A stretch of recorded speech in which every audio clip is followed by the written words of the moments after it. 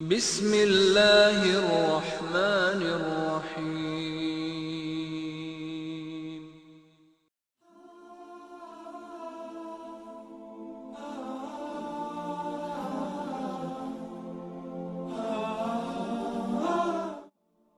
അസ്സലാമു അലൈക്കും വറഹ്മത്തുള്ളാഹി വബറകാതുഹു. സ്നേഹമുള്ള സഹോദരീ സഹോദരന്മാരെ, കാരുണ്യവാനായ പ്രപഞ്ചനാഥൻ ഒരിക്കൽ കൂടി നമ്മെ ഈ വിശുദ്ധ മാസത്തിലേക്ക് സ്വാഗതം ചെയ്തിരിക്കുകയാണ്. അതിന് നാം നമ്മുടെ ജീവിതം കൊണ്ടാണ് നന്ദി പറയേണ്ടത്. അള്ളാഹു പറഞ്ഞത്, നൽകിയ ജീവിതത്തിലെ ധന്യമായ നിമിഷങ്ങൾ നിങ്ങൾ എങ്ങനെ ഉപയോഗപ്പെടുത്തും എന്നതിനനുസരിച്ചാണ് ജയപരാജയങ്ങൾ എന്നാണ്. അല്ലദീ ഖലഖൽ മൗത വൽ ഹയാത ലിയബ്ലുവകും അയ്യുകും അഹ്സനു അമല. ജനിമൃതികൾക്കിടയിലുള്ള ദൂരം അതെത്ര കൂടിയാലും കുറഞ്ഞാലും അതിനിടയ്ക്ക് നിങ്ങൾ എന്ത് പ്രവർത്തിക്കുന്നു, എത്ര നന്നായി പെർഫോം ചെയ്യുന്നു എന്നതിനനുസരിച്ച് അള്ളാഹു ജയപരാജയങ്ങൾ കണക്കാക്കുന്നു എന്ന് ഗൗരവത്തിൽ അള്ളാഹു നമ്മെ ഉണർത്തുന്നു. അള്ളാഹു ആരാധനകളെ നമുക്ക് പരിചയപ്പെടുത്തിയെടുത്തും നമ്മുടെ മേൽ നിർബന്ധമാക്കിയെടുത്തും ഈ ഒരു സമയത്തിന്റെ ഗൗരവഭാവം പ്രകടിപ്പിച്ചിട്ടുണ്ട്. ഇന്ന സ്വലാത്ത കാനത്ത് അലൽ മുഅ്മിനീന കിതാബൻ മൗഖൂത. സത്യവിശ്വാസിയുടെ ജീവിതത്തിലെ അവന്റെ ജീവിത ഘടികാരം പോലെ നിർബന്ധിതമായ സമയബന്ധിതമായ ഒരു ആരാധനാക്രമമാണ് നമസ്കാരം എന്നാണ് അള്ളാഹു ഇവിടെ പറയുന്നത്. ഓരോ നമസ്കാരത്തെയും അതിന്റെ ബാങ്കുവിളികളെയും നാം ശ്രദ്ധിച്ചാൽ ഒരു രാപ്പകലിലെ, ഒരു ദിനത്തിലെ ഒരു വിശ്വാസിയുടെ, ഒരു മനുഷ്യന്റെ എല്ലാ പ്രധാനവും അപ്രധാനവുമായ കാര്യങ്ങളെയും വിഭജിച്ച് കാര്യക്ഷമമായി ചെയ്തു തീർക്കാൻ അവനുള്ള ഏറ്റവും നല്ല ടൈം ടേബിൾ ആണ് നമസ്കാരത്തിലൂടെ അള്ളാഹു വിഭജിച്ചെടുത്ത ദിവസത്തിന്റെ മണിക്കൂറുകളുടെ വിഭജനം എന്ന് നമുക്ക് മനസ്സിലാവും. രണ്ടാമത്തെ ആരാധന ഈ വിശുദ്ധ റമദാനിലെ വ്രതമാസം. ഷഹ്റു റമദാൻ അല്ലദീ ഉൻസില ഫീഹിൽ ഖുർആൻ ഹുദൽ ലിന്നാസി വബയ്യിനാത്തിൻ മിനൽ ഹുദാ വൽ ഫുർഖാൻ. 11 മാസങ്ങൾക്കില്ലാത്ത വളരെയേറെ പ്രത്യേകതകൾ സന്നിവേശിപ്പിച്ചിട്ടുള്ള ഈ മാസം നമുക്കറിയാം, നമുക്കത് അനുഗ്രഹവും ആത്മീയ അനുഭവവുമാണ്. പറഞ്ഞറിയിക്കാൻ പറ്റാത്ത സത്യവിശ്വാസിയുടെ ഉൾപ്പുളകമാണ് ഈ ധന്യ നിമിഷങ്ങൾ. അത് മറ്റു 11 മാസത്തിലും നമുക്ക് അനുഭവിക്കാൻ കഴിയുന്നില്ല. ഇതിലൂടെ സുവ്യക്തമായ സമയബന്ധിതമായ സമയത്തെക്കുറിച്ചുള്ള ഒരു ബോധം അള്ളാഹു നമ്മിലേക്ക് ഇട്ടുതരികയാണ്. കുലൂ മിൻ സമരിഹി ഇദാ അസ്മറ വ ആതു ഹഖഹു യൗമ ഹസാദിഹി. പ്രബലമായ ആരാധനയായ നമസ്കാരത്തോടൊപ്പം പറഞ്ഞ സക്കാത്തിനെ കുറിച്ചും ഈ സമയബന്ധിതമായ യൗമ ഹസാദിഹി, നിങ്ങൾ പഴുത്തു പാകമായ പഴങ്ങൾ ഭക്ഷിച്ചു കൊള്ളുക. പക്ഷേ അന്യന്റെ, പ്രയാസപ്പെടുന്നവന്റെ, നിങ്ങളുടെ കുടുംബത്തിലും അയൽപക്കത്തിലും നിങ്ങൾക്ക് ചുറ്റിലും ജീവിക്കുന്ന പാവപ്പെട്ടവന്റെ അവകാശം, നിർബന്ധിതമായ ദാനം, സക്കാത്ത് നിങ്ങൾ കൊടുത്തു വീട്ടണം. അതിൽ നിന്നെല്ലാം നിങ്ങൾ സാലറി വാങ്ങുമ്പോൾ, നിങ്ങൾ അള്ളാഹുവിന്റെ അനുഗ്രഹമായി മറ്റേത് കാര്യങ്ങളും അനുഭവിക്കുമ്പോൾ അതിൽ നിന്ന് അള്ളാഹു പറഞ്ഞ ആ ഒരു പെർസെൻറ്റേജ് നിങ്ങൾ കൊടുത്തു വീട്ടണം. യൗമ ഹസാദിഹി, നിങ്ങൾ അനുഭവിക്കുമ്പോൾ തന്നെ ആ ദിവസത്തിൽ എന്ന് അടിവരയിട്ട് സമയത്തെക്കുറിച്ച്, സക്കാത്തിനെ കുറിച്ച് അള്ളാഹു പറയുന്നു. മറ്റൊന്ന് ഹജ്ജാണ്. വഅതിമുൽ ഹജ്ജ വൽ ഉംറത ലില്ലാഹ്. അൽ ഹജ്ജു അശ്ഹുറും മഅലൂമാത്ത്. അറിയപ്പെട്ട വ്യക്തമായ ബോധമണ്ഡലത്തിൽ തെളിഞ്ഞു നിൽക്കുന്ന ഒരു സമയവും സ്ഥലവുമാണ് ഹജ്ജിന് അള്ളാഹു തിരഞ്ഞെടുത്തിട്ടുള്ളത്. അൽ ഹജ്ജു അറഫ. അറഫ ദിനം ദുൽഹജ്ജ് 9 എന്ന ദിവസത്തിൽ മാത്രമാണ്. അതിന്റെ പകലിൽ അറഫ എന്ന ഭൂമികയിൽ ആ വിശാലമായ മണലാരണ്യത്തിൽ നിന്നുകൊണ്ട് പ്രാർത്ഥിക്കുന്ന ഹാജിയാണ് യഥാർത്ഥമായി പൂർത്തീകരിച്ച ഹജ്ജിന്റെ ഉടമ എന്ന് പ്രവാചകൻ സല്ലല്ലാഹു അലൈഹി വസല്ലം പറഞ്ഞു. ഇതുപോലെ ഈദുൽ ഫിത്തറിൽ ഫിത്തർ സക്കാത്ത്, ആളുകൾക്കുള്ള, പാവപ്പെട്ടവർക്കുള്ള അന്നദാനം നാം നിർവഹിക്കുന്നത് നമസ്കാരത്തിന് മുമ്പാണ്.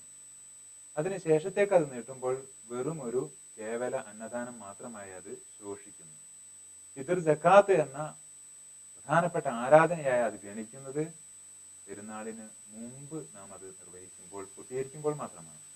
ഇതുപോലെ ഉദ്ഹിയത്ത് എന്ന ഈദുൽ അദ്ഹായിലെ പ്രധാനപ്പെട്ട ബലി കർമ്മവും അതുപോലെയുള്ള മാംസദാനവും, ഇത് ഉരുക്കൾ എത്ര അധികരിച്ചാലും നമുക്ക് ബലി പെരുന്നാളിന് മുമ്പ് അറുത്ത് ബലി കൊടുത്ത് മാംസദാനം നിർവഹിക്കുക സാധ്യമല്ല.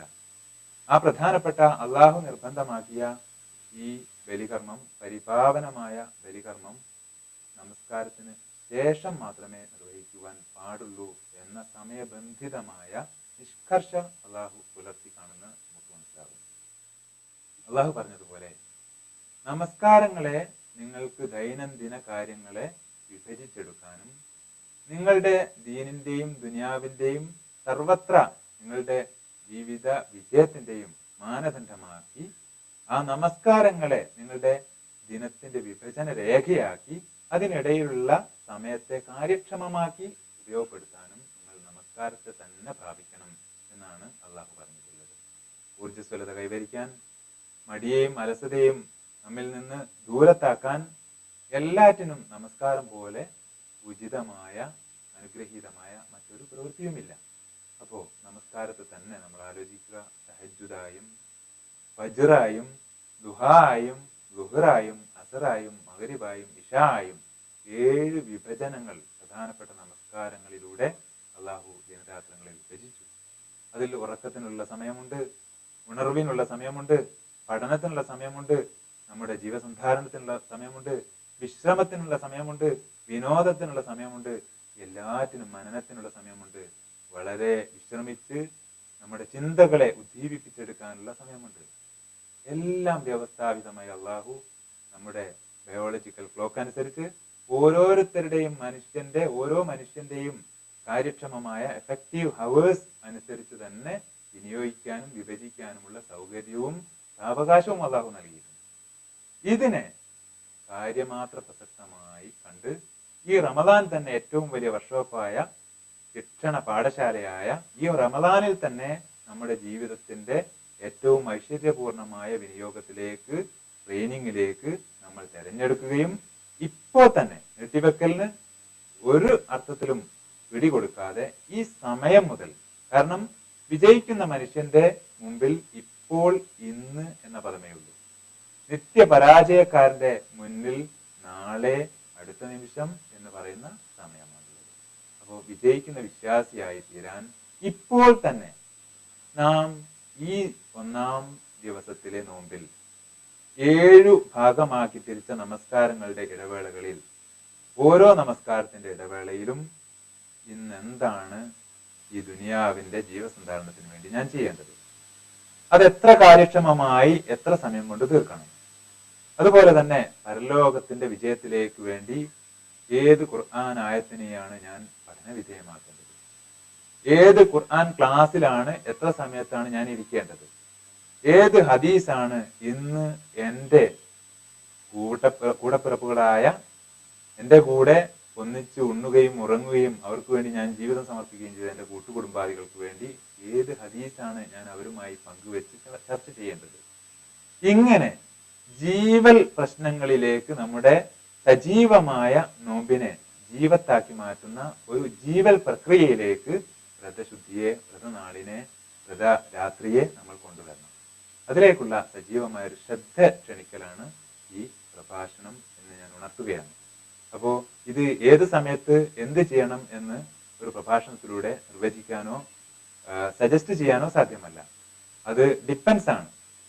ഒരാളുടെ കാര്യക്ഷമമായ, അതുപോലെ അയാളുടെ ബയോളജിക്കൽ ക്ലോക്ക് അനുസരിച്ചുള്ള, ജീവശാസ്ത്രപരമായ അയാളുടെ പ്രത്യേകതകൾക്കനുസരിച്ചുള്ള അയാളുടെ ഉറക്കിനെ, അയാളുടെ ഉണർവിനെ, അയാളുടെ സജീവതയെ ഓരോരുത്തരും നിർണയിച്ചുകൊണ്ട് ഏറ്റവും നന്നായി പണിയെടുത്ത് പെർഫോം ചെയ്ത് അള്ളാഹു പറഞ്ഞതുപോലെ സമയം എത്ര കിട്ടി എന്നല്ല, കിട്ടിയ സമയത്തെ ഏറ്റവും നന്നായി എങ്ങനെ വിനിയോഗിച്ചു എന്ന പ്രസക്തമായ വിഷയം നമ്മുടെ മുന്നിൽ വെച്ചുകൊണ്ട് അത് തന്റെ വിഷയമാക്കി തന്റെ ജീവിതത്തെ, തന്റെ നിമിഷങ്ങളെ, ജീവിതം എന്നാൽ ആയുസ് എന്നാൽ നിമിഷങ്ങൾ, നിമിഷങ്ങൾ കൂടുമ്പോഴാണ് മിനിറ്റും മണിക്കൂറും ആഴ്ചയും മാസവും ആയുസ്സും ഒക്കെ ആയിത്തീരുന്നത്.